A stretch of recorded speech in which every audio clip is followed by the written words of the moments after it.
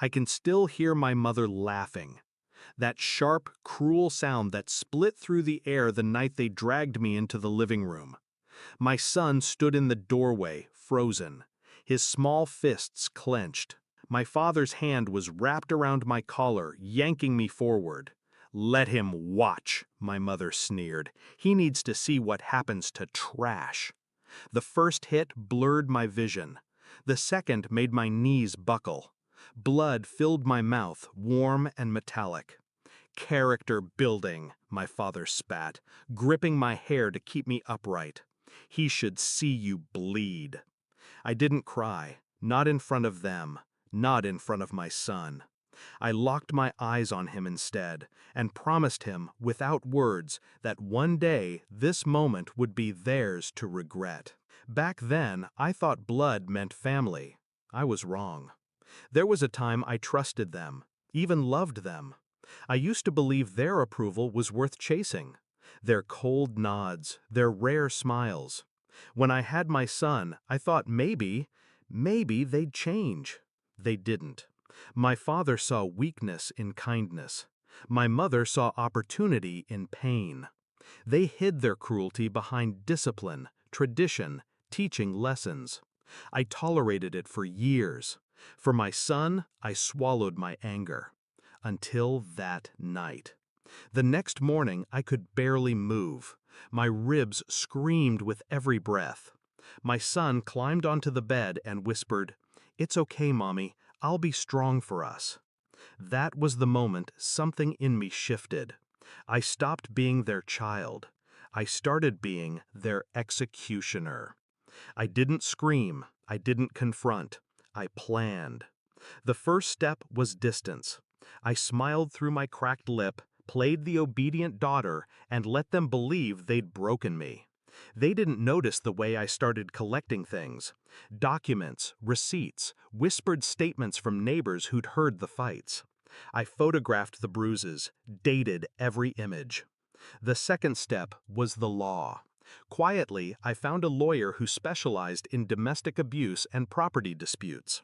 I learned exactly what would happen if certain evidence came to light.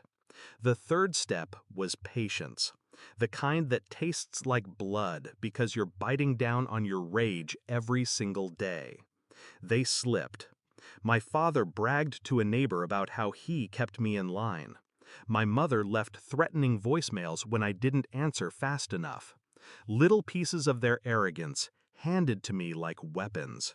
I gathered everything. Years of abuse, financial theft, property deeds they'd forged, accounts they thought I didn't know about. When I filed, it wasn't just for assault, it was for everything. Fraud, theft, intentional emotional harm, child endangerment. And I didn't just file, I made sure every person they respected knew. Their church, their friends, their business partners. They were served papers in public. My mother's face froze mid-laugh. My father's hands twitched, wanting to hit, but knowing the cameras were on him.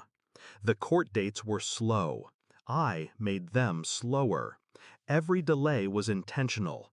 Every new piece of evidence dragged their humiliation out further.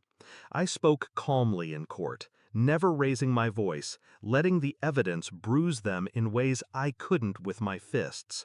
By the second month, they were selling off assets to pay legal fees. By the third, they were begging my lawyer for settlement terms. I rejected every offer. The climax wasn't in a courtroom. It was in a cheap motel room. The sheriff had already taken their house. Their accounts were frozen. My mother's friends avoided her calls. My father's business had collapsed under the weight of scandal. I had requested, no, demanded one final meeting. Not for negotiation, for closure. They sat on the bed, clothes wrinkled, faces sunken. My father's hands shook. My mother's eyes were red, but still searching for some scrap of power. "You've made your point," my father rasped. "Enough." I set a manila envelope on the table. Inside, the only thing left they cared about, A deed to a small plot of land they'd kept hidden from the court. I'd found it weeks earlier. My mother's fingers twitched toward it. I slid it back. "You'll sign it over to my son," I said, "today. In exchange, I'll stop digging. Because trust me, there's more to find." They hesitated. I leaned forward. "You made me bleed in front of my child. You told him I was trash. Now you'll watch me build his future with what you thought was yours. And you'll live long enough to see him thrive while you rot in nothing." My mother looked away first. My father reached for the pen. They signed. I walked out without looking back. I didn't feel joy, not the kind they'd understand. It was cleaner than that. Justice isn't about screaming victory. It's about the quiet power of knowing they can never touch you again, and that every breath they take is a reminder of the life they destroyed but couldn't own. That night, I tucked my son into bed. He smiled the way he had.